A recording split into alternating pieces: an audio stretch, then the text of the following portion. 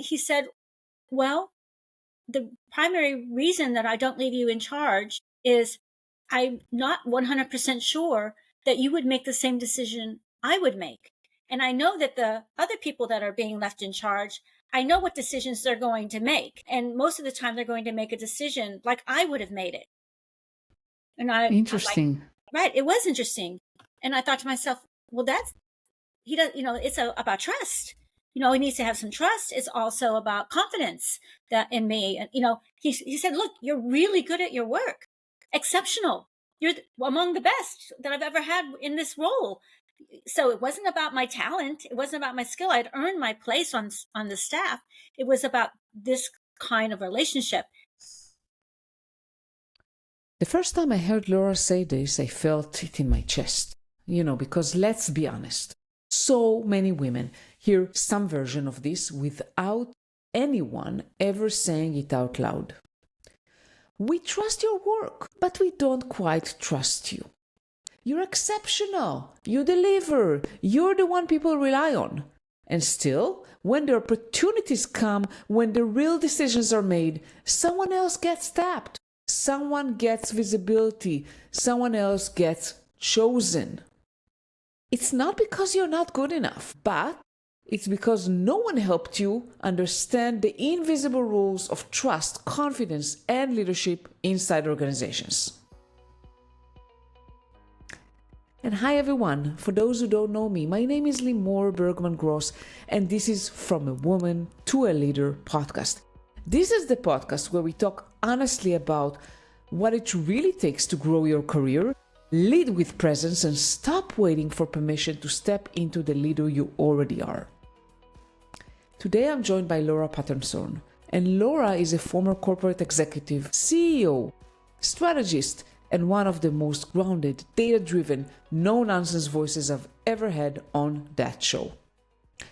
And Laura spent more than 20 years in large organizations and another 20 years advising them from the outside. And in this conversation, she pulls back the curtain on why women often become their own biggest obstacle, how to build trust with leaders in a way that accelerates your career, the conversations most women never have and absolutely need, and how to stop depending on being exceptional at your work as your only strategy.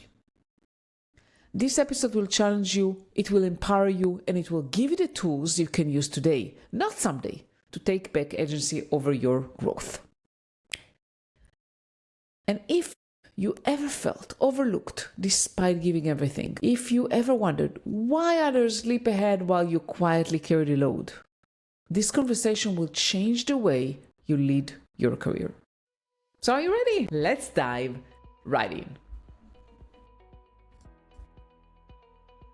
Hi, Laura. How are you? I am fine, Limor. I'm more worried about you, as you can imagine. These are interesting times, which we will save for another conversation, but I am so happy to see you. I'm so happy to see you as well. And yes, those times are absolutely crazy. And I'm hoping that by the time the episode is live, it will look like ancient history. Me too, God willing. So we talked about earlier when we met, we talked about women in the corporate world and how a lot of women continue to struggle. Despite, working really hard, it's very difficult for them to progress. So can you share a little bit about your perspective, why women are in many times their own worst enemy in the corporate world? Okay, I'd love to do that. And I'll share some personal stories along the way that might help people get where I'm coming from, because I've been around the block a few times. So I had a very wonderful corporate career. I spent about 20 years in the corporate world. I've spent the last 20 plus years with my own firm working with other companies. And so I've got perspectives from being inside and being mentored and coached, and from being outside and coaching. So I want to bring that to the table because those are very different perspectives. And women, we work hard. For the most part, we believe we have to do more to get recognized for what we whatever the reasons are. I know we've heard all about the imposter syndrome and a million other things that are out there. But the bottom line is we do work hard, and often harder in the same job than men do, in order to try and demonstrate our value. And there is nothing wrong with that unless it doesn't pay off. And it often doesn't pay off because we're not really very good at clarifying how we are adding that value and what we're hoping to accomplish in return for that value. So here's a common question recently with a fairly high level woman that had been in her company for a relatively long period of time. So she wasn't like just got there and 6 months later she's asking for a promotion or a raise. She'd been there for a while. She had demonstrated her value and done a lot more than some of her peers, and she didn't really know how to broach the conversation. And one of the questions I always ask people is, have you had a conversation about what the expectations are and what you have to do or achieve in order to get to the next place in the career path? And what is the next place in the career path, right? Yeah. So part of it is just knowing enough to ask those questions so everybody's on the same page. It can also be very challenging. You're working on a particular career path with a particular leader and they leave, right? So now you have another challenge, or other things happen in the industry and those opportunities change. Those are things that you can control. You can't control if you get a new boss, and you can't control if the market is changing. We can only control what we are expected to do and how we frame how that's going to go. So I think we're our own worst enemy in that we don't know how to have those conversations, right? And so that's my first thing, to be open to knowing how to have that conversation in a just very direct, comfortable way. It's not about being passive aggressive or defensive. It's just like, hey, I'm ambitious. I'm industrious. I'm willing to work really hard. I like to understand what the career paths might be. What are your expectations in order for me to achieve that? If I achieve those, what can I expect in return? Straightforward conversation. So that's my starting point in this conversation, because a lot of people just don't even do that. Yeah, and I think that a lot of women don't know what they want. And when I started my career, I didn't even spend time thinking about what growth looked like to me. Eventually, what happened was that it was decided for me that I will grow in the technical path, and eventually I wanted to become a manager. So the thing is not just about having a conversation with your manager about, let's say, set expectations and what do I need to do, and rather than having a conversation about what do you want to do or what do you think you want. Limor, that is such an important point that you are making. I so agree with you. We have to have some idea of what we want to achieve. We don't have to have all the answers for 20 years out, but we should have some, short-term, near-term, mid-term kind of conversations with ourselves. This is what I would like to be doing. This is what would make me want to get up and go to work every single day. This is the kind of leader I would like to be if I want to be a leader, or this is the kind of contribution I'd be wanting to make. Those kinds of questions with ourselves. And you're right. We have a tendency to forget that we own our path. And therefore, if we own our path, we should need to know the answers to those questions. Yeah. And I think that a lot of women, and me included, right? I mean, we feel so uncomfortable talking about what we want, right? I mean, because we feel like we need to serve, right? We're there to serve. Serve meaning like, okay, I need to do my job and I need to keep my manager happy. But I learned that it's not just one way, right? Because the managers have a job too. Their job is to make sure you're happy and you're growing. Yeah, I have to say I'm very fortunate in my personal corporate career that I had leaders, almost all of which were men, by the way. In fact, some of my best mentors were really men as opposed to women. And they were invested in my success, and they did want to know where I wanted to go. So I was really, really fortunate to have those kinds of individuals in my career. But you do have to tell them, you have to be clear. This is what I want to try and achieve, and be willing to do what it takes. So a couple of quick stories that I think will help illustrate the point. I had the opportunity to be on staff pretty early in my career, working for someone. I was just one of a handful of people on this person's staff. And he often traveled and he would pick one of his staff members to be in charge while he was away.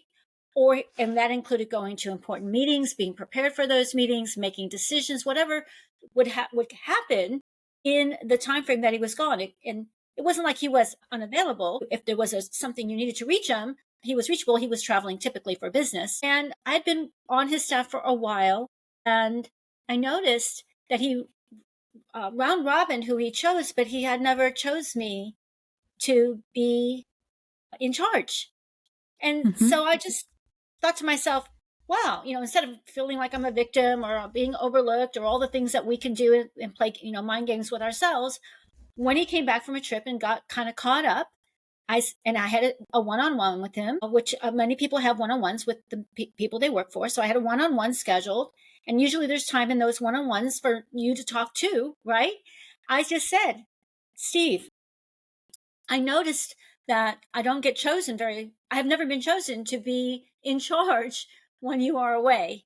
And I'm just trying to understand, what do I need to do to earn the opportunity to be in charge? Because when have the opportunity to be in charge, you're getting to go to meetings and you're sitting in the chair and you're getting exposed to the next level up and you're contributing in those meetings and you're doing follow-up work, all kinds of reasons why you would want to be in charge, not for the headache of being in charge, but for the opportunity of being in charge. Yeah. And he said, well, the primary reason that I don't leave you in charge is I'm not 100% sure that you would make the same decision I would make.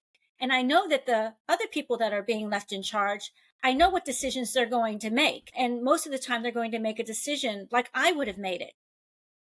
And Interesting. Right. It was interesting. And I thought to myself, well, it's about trust. He needs to have some trust. It's also about confidence in me. And, he said, look, you're really good at your work. Exceptional. You're among the best that I've ever had in this role. So it wasn't about my talent. It wasn't about my skill. I'd earned my place on the staff. It was about this kind of relationship. And I just said, that's really important. I agree. You need to be able to have confidence in my decision making. What could we do to help you get more confident that I would make decisions like you would make? Right? Because that's what he was basically saying. Even if they're not the right decisions, they would. And even if my decision might have been better, his comfort was knowing that the decision would have been what he would have done. Not that my decision would have been better or different, but that he could be confident that I wouldn't be very far off from the decision he would make. Now, that may not be what a person listening to this podcast would want. They might want someone who makes better decisions than they would make. Yeah. That was not what Steve wanted. And I said, well, what could we do? And we just brainstormed, and we actually came up with a couple of things. One thing was, when something came up, he and I would sit down and he would say, so what decision would you make? It was just a conversation. He would ask me, not like a test. I just want to know what decision you would make. Well, here's a decision I would make. How close or far apart is our agreement on this decision? Or he allowed me to shadow him in meetings so he could see how he was interacting and the decisions that he was making. And then we'd go to meetings together and he would say, well, Laura, what do you think? And then I would give my opinion of what I might think. And then later he would say, yeah, that's exactly what I would have done. Or here's what I would have done. And we did that over the course of months till we got to a place where he felt like I was close to enough to the mark that he was comfortable enough on one of those short trips, not a long trip, but a short enough trip. Like, how much damage can she do if I'm only gone for 24 hours compared to how much damage could she do if I'm gone for a week, right?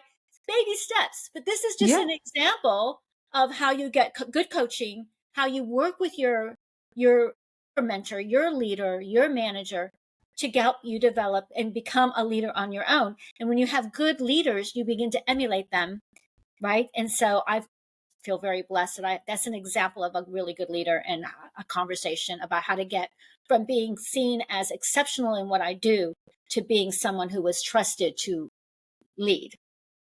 Absolutely. And I think this is a great story.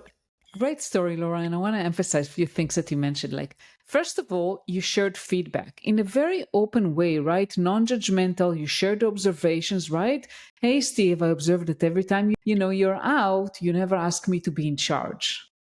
What can I do? What is missing? So next time you're out, I'm in charge. So you shared a feedback in a way that is not kind of blaming or saying, why don't you put me in charge? Like, or anything like that, right? I mean, it was very kind of non biased, open feedback, Yes. which is really important. And the second thing is that he shared about, I don't know if you're going to make the same decision I would, which kind of raised a question in my head whether he really wanted you to make the same decisions, or as you mentioned, maybe there was some trust or not enough trust there, that he wanted to make sure that when he's out, you're not going to make any damage or, I don't know, anything bad. So instead of kind of preaching him, and arguing, hey, it doesn't mean that you're always right, and my decision may not necessarily be, even if it's different, may not be a wrong one or whatever. I mean, instead of being argumentative, kind of saying, okay, I hear you. You want to gain more confident in what decisions I would make, and you kind of leaned into that and work with him so he can build that trust and see what decisions you make, and you can learn from him how his decision making process looks like. Exactly. Even though this story may not be applicable to everyone listening, the components of the story, I think, can be applicable to many of the women that might be listening, especially young women in their careers. We have a tendency to focus on what we do, right? What we do, and less on other things. So another good example, another story, and back to again, I'm using my career as an example. I'm not saying I had the best, most illustrious career of any person that's ever been on this podcast. That's probably not true, but I can share real stories, not hypothetical ones, and people can take from them what they find useful. So in the corporate world, it isn't just about the person you work for. There are a lot of other people that will have influence over how your career is navigated.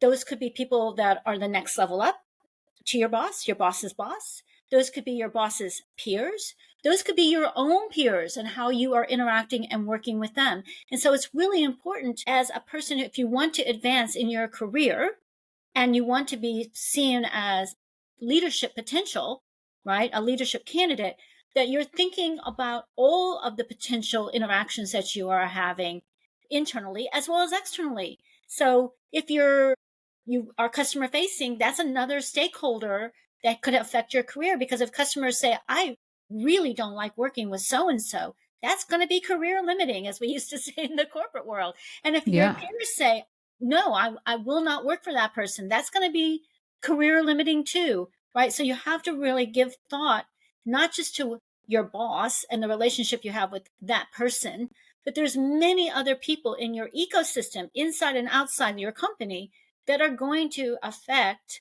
what happens in your career, no matter how good you are. And being aware of who those people are.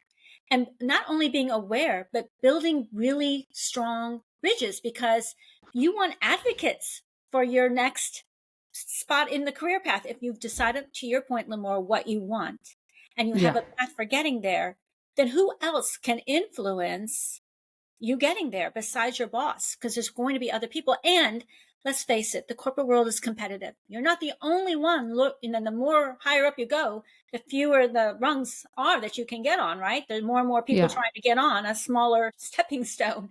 And so the more people you have in your ecosystem that are your champions, your advocates, the better. And so I think, again, as women, we are not maybe as good at building that as men are. They do that in all kinds of ways. They do that on the golf course. They do that, dinners. They do that in so many different ways. And we have a tendency sometimes not to be as engaged in some of those things for various reasons, or not even invited or included in some of those things, and they can get in our way. So be aware of who are the people you will need as champions, and who are people who are going to be detractors as well. You want both, so you can manage that. So that would be another thing I would say to anyone, to women who are in earlier mid stages of their careers to think about beyond just building out a stellar resume of skills and capabilities.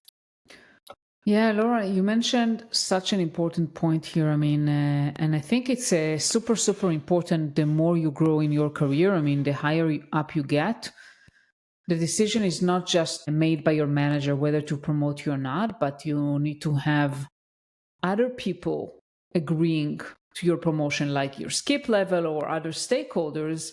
And if they don't know you or don't know what you're doing or don't know you enough or don't appreciate you, that can bite you back, even if your manager is super supportive and want to promote you. Yes. And so what can you do about that? Well, here's a couple of things you can do. Join cross-functional teams.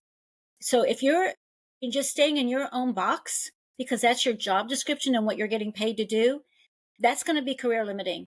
Jump into other boxes. You don't have to jump with like, I'm in charge in the box, but get engaged with in other initiatives where you get exposed to other skill sets, other people, and people who are also rising, right?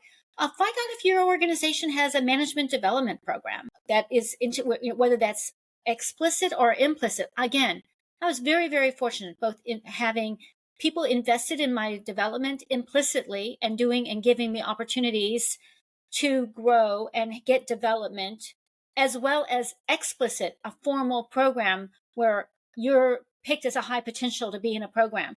So find out if the company has something like that, or if that's something that you should help them develop if they don't have something like that.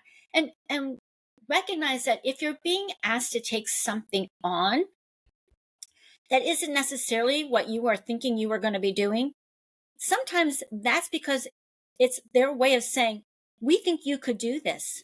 We think highly of your capabilities. Don't take it as, oh, we're punishing you to give you more work. You probably are not going to get paid for out of the gate. But see those as opportunities and see those kind of as gifts that they trust me enough to give me this thing to do. They trust me enough to ask me to take this on. What can I learn from this that will allow me to get where it is I want to go? Are there going to be people involved in this initiative that I need exposure to? Are there all kinds of reasons why you might be given this opportunity? So think about it from that perspective, not like they're just giving me more to do because, I'm such a good workhorse, because that may not be really the reason you're being given that opportunity. Yeah, I would say definitely agree with you. I mean, saying yes, I had at least one guest in the podcast that shared that she always said yes to opportunities. I mean, she was a problem solver, right? I mean, when she was asked to do something she has never done before, and she may not even know how to do it, she always said yes and took up the challenge. This is great. Be a helper, support your manager, stakeholders, and the business goals. But you also need to worry about not burning yourself out, right? I mean, I think that the other side of that and being caveat of that is to know how to set boundaries. And eventually you cannot please everyone and you don't want to burn yourself out. So I'd say you have to balance saying yes and doing more and taking challenges and opportunities with, being protective about your personal life and the boundaries that you need to set. I agree with that. And I think when the opportunities are presented, try to think about, is this in my current job scope? Is this just more work? Is this in my current job scope and it's something I should be doing anyway? Is this scope creep? It's in my work, but I really am going to be doing more. And probably if I do a good job, I should be thinking about compensation for this. Or is this an opportunity to shine? And it's a short-term thing, not necessarily going to be it's just a project or an initiative that's an opportunity to shine. I think if you can look at it from that perspective. So if it's in your job and you're taking it on, then maybe that's a different thing. And then the conversation would be something like this for me and what I would coach someone. I would love to take that on and it's in my job, but I have a pretty full plate right now, which I am delighted that I have all these fun things to do or great things to do or exciting or intriguing or whatever adverb you want, but I can't do them all at the same time. So let's prioritize them and let's have a conversation about what your priorities are and where this new thing fits in your priorities and which of these things are going to have the greatest impact on the business. right? Because you want to be a business person. So not just where they fit in your priorities, but which will have the greatest impact on your business. Or there's some things that I'm working on right now that maybe don't have very high impact, but take a lot of resources that we ought to put on the back burner. That's a different kind of conversation. So that's within scope. And that means don't say yes without saying, hey, that's going to be one bridge too far. If it's in scope, but it's additional scope, it's scope creep, then we ought to have a conversation that says, I love the fact that you have faith in me to take on something. And again, one way women are different than men. Men always think they can do it. And they don't care if they can only do 10% of it. They will say yes. Women think they have to be able to do something 100% before they can say yes. Don't wait till you can only do something at 100%. Say yes if it's something that's going to move you forward, right? So if it's scope creep, and it's going to be something that's adding to your capabilities and beyond what you typically do, and it's going to be something that becomes a part of your job, then it might be saying, hey, if I'm able to accomplish that, what might that mean in terms of a promotion? Or what might that mean in terms of additional compensation? Never be afraid to ask for what you think you're worth, right? Trust me, men aren't. So, right. I mean, there's even a book on that, Women Don't Ask. So we definitely need to learn how to ask. And yeah, I agree with you. I mean, I think that women are afraid, and me included, like to do something they've never done before, they don't know everything about. And yeah, also men don't have all the answers. We don't need to know everything. That's and right. We can learn on the go. And I think part of it maybe stems from the fact that we are afraid to fail or not to be perfect. So we have to let go of that as well. I thought I want to talk about failure in a moment because I certainly Yeah. have a share of those. And then, so that is your opportunity to say, how will that affect my career? Will there be a promotion? Could I get additional compensation? There's nothing wrong with that. Thank you for your trust that I am capable of doing that. And I would love to do that. And if I do well, what's in it for me? But not quite, don't say it quite like that. But frame it in the right way.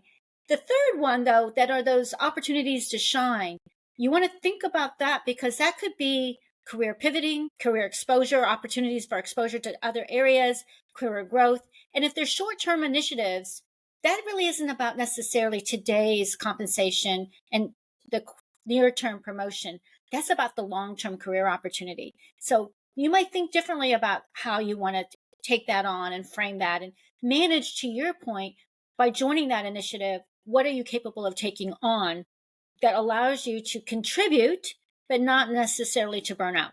So to your point, Limor. So those would be ways if I were coaching someone and how I've tried to coach myself in my career when opportunities came my way. But failure is really important. Yeah. So I don't want to leave that behind. We learn a lot from failure. All of us do. And I have had my share of failures. And I remember a particular initiative that was my idea. I had an idea, and my boss at that time was pretty far along and basic in my career with him. And he said, well, what can it hurt to try? And I put everything in place, and it was a tremendous undertaking. It was kind of labeled as a pilot or an experiment. And it was terrible. I mean, it did not produce any of the results that it was expected to produce. And it was a failure. And I felt terrible. And I remember going to Steve and saying to him, it failed. It was terrible. And so this is the sign of a good leader. And I've always tried to remember this as a leader. His first question to me was, did we do any harm to customers as a result of this failure? Because that was the number one thing about being customer centric. And I said, no. He goes, okay. So it didn't really do any damage to relationships. It didn't hurt us out in the public domain. It just was a program that didn't maybe meet our expectations, but we don't have to do any damage control with customers, with suppliers. So some things flop. It happens, right?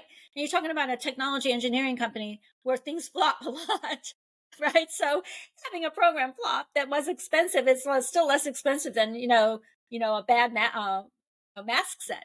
So the next thing he said is, so what do we learn from this that we can apply to the next program so that we won't have those particular problems or flaws in the program? So we went through our learnings, and he really turned it into not everything can be a success. you've had a lot of successes in your career and you're not used to failure and you failed, and everyone does, and it's okay. You're not going to get fired over it because we all have failures and you didn't do any harm. There's no damage control. Let's turn it into what we can learn. And I think that was a great opportunity for him to be a good leader. And I learned from that. And I try to remember that when I am leading, right? And I have people who do things and it doesn't always go the way we planned. For sure. I mean, I think that everyone make mistakes, and failure is part of growth. I mean, I don't see any way to grow without failing along the way. I agree. But I think a lot of women, to your point earlier, are afraid to fail. And so as a result, they don't take on something that might fail. It might. Yes, it might, but also might propel them way forward. And so I guess my message there is don't be afraid to fail. See what you can learn from that. Be careful about what you choose to fail on. Obviously, right? Keep in mind, do no harm. Don't leave behind huge damage control. I like the NCIS television series for those people in America that are the original one with Gibbs in it and all of his rules. And he has all these rules.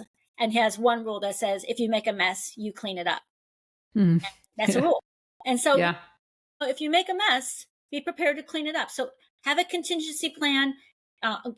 If you're in a role and you want to move into a leadership role, you can't just think about plan A, but you have to think about the what ifs. What if it goes this way? What if it goes that way? What if it fails, right? What if it wins? What if? So as a person growing into a leadership role, the what if conversation with yourself and with others is really a valuable conversation to have, because good leaders are, are always prepared. Be prepared, right?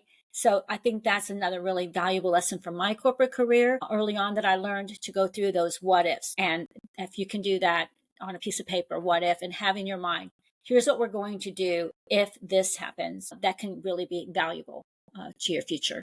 Definitely. Thank you so much, Laura, for sharing. And Laura, before we end our call today, anything else you want to share with the women listening? And also, don't forget to share, how can women find you? Well, first of all, I want anyone who's listening, I want to wish you tremendous success. And I hope you took away at least one good idea from some of my lessons learned. And I hope that you will find the success that you are striving for, because success is how you define it, not how someone else defines it. And if you want to reach out to me, I'm happy to hear from you. You can reach out on LinkedIn or send me an email at Laura and P as in Patterson at Vision Edge Marketing. Vision like in sight, edge like the edge of a knife, marketing, all one word, all spelled out, .com. I bet you didn't know how many times I probably have said that in 2016. Or the Vision Edge Marketing, I would be happy to hear from you. And I am so grateful to you, Limor, for having me as your guest. Thank you. Thank you so much, Laura. I really enjoyed having you here. Thank you so much for all the wisdom you shared today. My pleasure.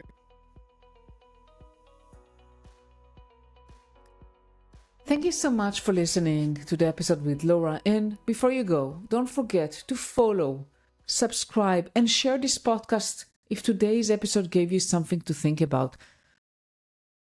It means the world to me to hear from you, so please drop a comment, connect with me on LinkedIn or on Substack, where I share insights, opinions, and resources with you. And next week, we've got something really special for you. I'll be sitting down with Juhi Ranjan. She is a PhD turned product leader in the world of distributed systems and Gen AI. And Juhi shares her journey from research labs to boardrooms, what it's like to be the only woman in the room, how she learned to stand her ground without losing her authenticity, and the mindset shift that changed how she navigates conflict and assertiveness at work. Juhi also drops practical insights on building career champions, navigating pivots, and leading with strong values in high-stakes environments. She says in the episode, find your compass, be yourself, and don't wait to be invited. Take your seat at the table. You definitely don't want to miss this episode, believe me. So thank you so much for being here with me today, and I'll see you next week. Bye.